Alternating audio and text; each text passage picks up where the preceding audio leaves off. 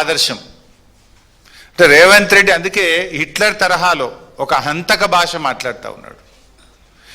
కానీ ఒకటి మాత్రం నిజం, ఫైనల్గా పాపం పండినాడు హిట్లర్కు ఏ గతి పట్టిందో రేవంత్ రెడ్డి నీకు కూడా అదే గతి పడుతుంది.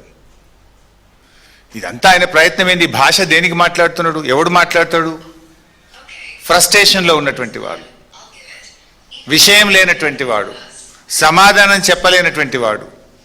సమాధానం ఉంటే, విషయం ఉంటే, పరిజ్ఞానం ఉంటే, సత్తా ఉంటే విషయం మీద మాట్లాడతాడు. ఫ్రస్ట్రేషన్ కనబడతా ఉంది నీ లోపల.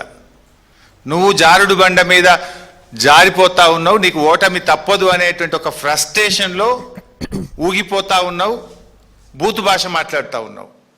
నిజంగా నీకు విషయం ఉంటే విషయంతో ఒప్పిస్తావు, మెప్పిస్తావు. విషయం లేదు కనుకనే బూతులను అందుకుంటున్నావు అనేది ఇవాళ రాష్ట్ర ప్రజలందరూ కూడా అర్థం చేసుకుంటా ఉన్నారు. ముఖ్యంగా ఇప్పుడు మీరు ఆ భాష చూసినారు, ఇంకా చాలా ఉన్నాయి. అసలు పిల్లలు చూస్తే, టీవీలు చూస్తే పిల్లలు ఖరాబ్ అయిపోతారు. ఈ భాష చూసిన తర్వాత, ఆయన నిన్న మాట్లాడినటువంటి మాటలు విన్న తర్వాత, షాబాద్లో 3 పసిపిల్లల్ని 3 పెద్దవాళ్లను 6గురిని గొంతు కోసి కిరాతకంగా హత్య చేసినటువంటి ఆ రాజ్ కుమార్కు ఈ రేవంత్ రెడ్డికి మధ్య నాకు పెద్ద తేడా కనబడతలేదు. ఒక సైకో మనస్తత్వం, వాడొక సైకో రాజ్ కుమార్. నిజంగా ఎంత సైకో అయితే నాకు దక్కని వాళ్ళు ఎవరికి దక్కద్దు అని చెప్పి ఆ 6గురిని ఎంత దారుణాతి దారుణంగా కోడిని మెడకాయ కోసినట్టు కోసి చంపినాడు. పాపం ఒక ఉన్మాదిగా వ్యవహరించినాడు. ఎంత బాధ కలుగుద్దంటే, పాపం ఇప్పుడు ఒక్క అమ్మాయి మిగిలింది అక్కడ. చెవులు వినబడవు, మాటలు రావు, కాళ్ళు లేవు. ఇప్పుడు ఆ అమ్మాయి పరిస్థితి ఏంటి? ఇంట్లో 6గురిని చంపేసిండు వాడు, ఒక్కటి మాత్రమే మిగిలింది. ఆ బిడ్డ, ఆ చిన్న పసిపాప, ఆమె కూడా పెళ్లిగాని అమ్మాయి. ఇప్పుడు ఆ పిల్ల పరిస్థితి ఏంటి? ఇంత జరిగితే పక్క రాష్ట్ర ముఖ్యమంత్రి స్పందించిండు ఆ సంఘటన మీద.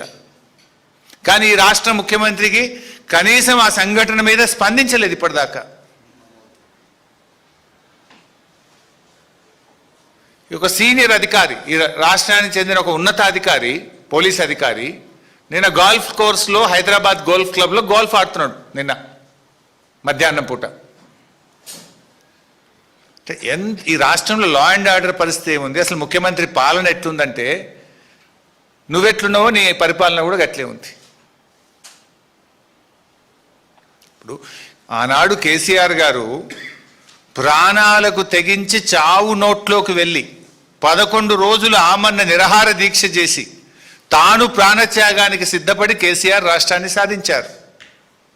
కానీ ఎన్నడూ రక్తం పారించే ప్రయత్నం కానీ ఎవరి రక్తం అడగలే కేసీఆర్ గారు. తన రక్తాన్ని ఇచ్చి, తన ప్రాణాన్ని ఇచ్చి రాష్ట్రాన్ని సాధించే ప్రయత్నం చేసింది కేసీఆర్. కానీ నువ్వు ప్రశ్నించినటువంటి వాళ్ళను, రైతుల పక్షాన నీళ్ళు అడిగినటువంటి వాళ్ళను ఇవాళ రక్తం బారిస్తా, వాళ్ళను కోస్తా, వాళ్ళ రక్తం బారిస్తా అని నువ్వు మాట్లాడుతున్నావు. ఇది కేసీఆర్ గారికి నీకున్నటువంటి తేడా. ఇంత నీచమైనటువంటి వ్యాఖ్యలు చేసిన రేవంత్ రెడ్డి కనీసం నీకు నువ్వన్న టీవీలో చూసుకొని తప్పు మాట్లాడినా అని బేషరతుగా క్షమాపణ చెప్పాలని చెప్పి నేను డిమాండ్ చేస్తా ఉన్నా. ఇంకో మాట కూడా చెప్తున్నా రేవంత్ రెడ్డి, నీకేంది? నువ్వు సైకో, నీ సైకో మనస్తత్వం ఏంది?